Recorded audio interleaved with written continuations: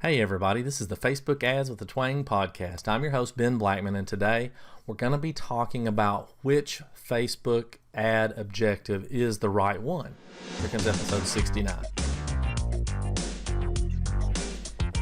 Facebook Ads with the Twang is dedicated to taking the often overcomplicated process of creating simple, successful Facebook ads, breaking them down step by step in less than 10 minutes at a time.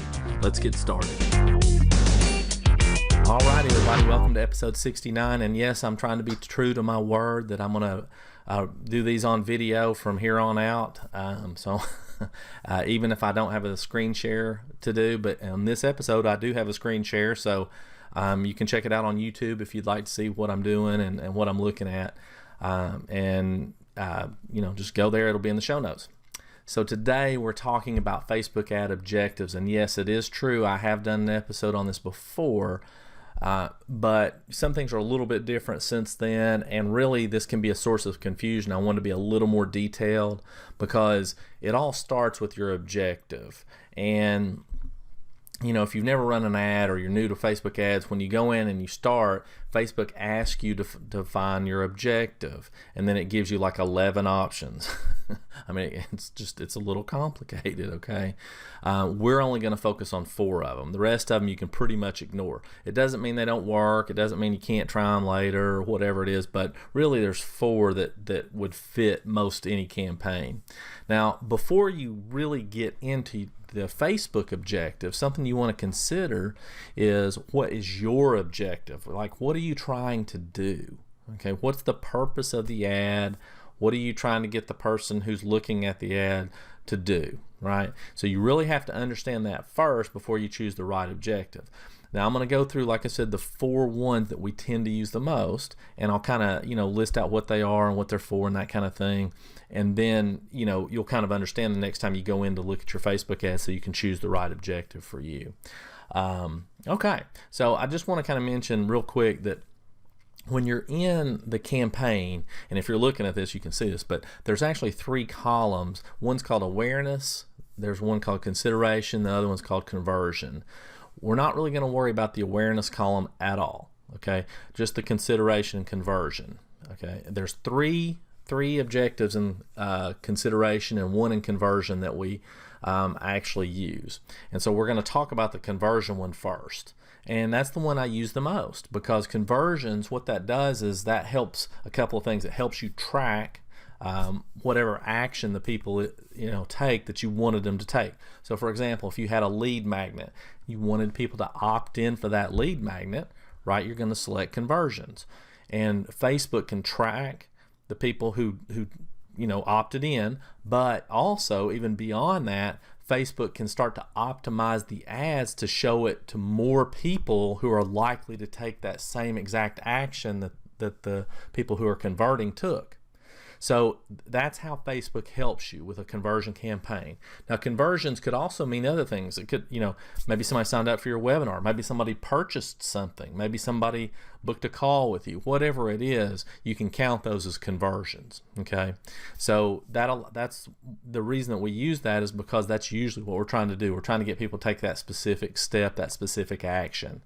So conversion campaigns are I use those more than just about any. Okay. Now the next one that I tend to use a lot are video views, and video views are great because they allow for some brand promotion. Okay, they allow you to kind of get in front of some people. They kind of know who you are, build some trust with them, kind of get to know you type thing. And they're really good for that, and then taking those people that have viewed you, okay, on the video, and retargeting those people. So when people start to watch a video, you can actually retarget them based on how long they've watched it. And I have an episode on that. It's episode 61, I believe it is.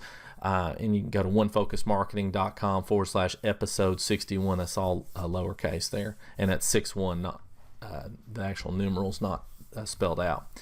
And the video view objective, what that does is that tries to get you the most views at the lowest cost. Okay, and so it's a very powerful thing. Something that's good with video views is you don't necessarily have to have a call to action to make them work well. So in other words, you don't have to sit here and ask people to click on something or do something. Once they watch the video, you can actually retarget them. So that's what makes it very powerful, and it gives them a chance to get to know you and get to know you again.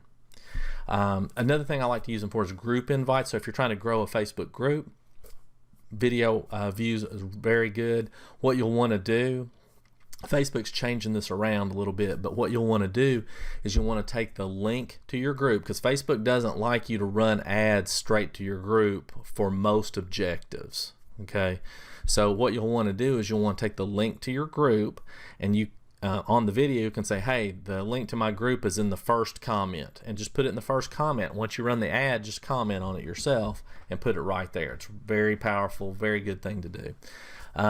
Engagement ads are similar to video views, except typically, more often than not, we use those to drive things like to just like an image ad. So maybe it's an image ad with just a really long post in it or something like that. And all we're trying to do is get people to click on the ad and read more and maybe click our name, because then we can, again, just like with the video views, we can retarget them. When people engage with the ad, we can set it up to retarget. And I talk about that in episode number 65 if you want to get into detail on that. So it's really good as well. The last one I wanted to talk about for now is called a traffic campaign. And a traffic campaign is all it's designed to do is get people to click.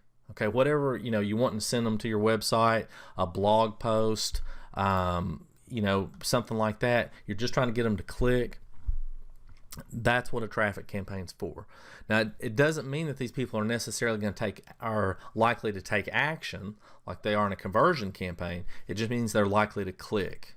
Okay, and so it's, like I said, it's really good for a blog promotion. It's good to scale when you've maxed out your conversion campaigns and you're trying to scale. You can run a traffic campaign, the other thing when you can't track stuff, so like you can't insert the Facebook pixel on a page or something like that, they're good for those, because Facebook can't track the conversions if you can't put the pixel on there.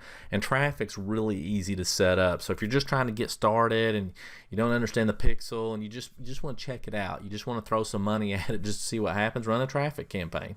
That's one way to do it.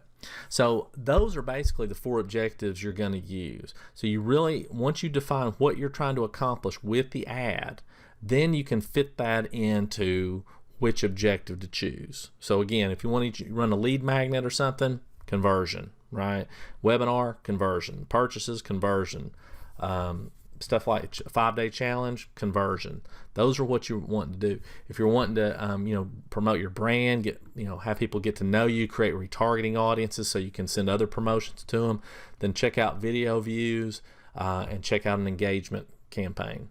And then a traffic campaign, again, like if you have a blog post you want to promote, technically with the blog post you can do a conversion campaign as well. I just don't suggest it because you're not going to convert as much as you would if you're sending people straight to an opt-in. But again, it is available for you. So just match your objective with what you're trying to do, and that's all there is. Okay, so we are talking, we are talking about this stuff over at Marketing with the Twang, the membership. I still running the $1 free trial. Would love to have you over there if you want to check it out. Otherwise, I will see you guys on episode number 70. Talk to you then.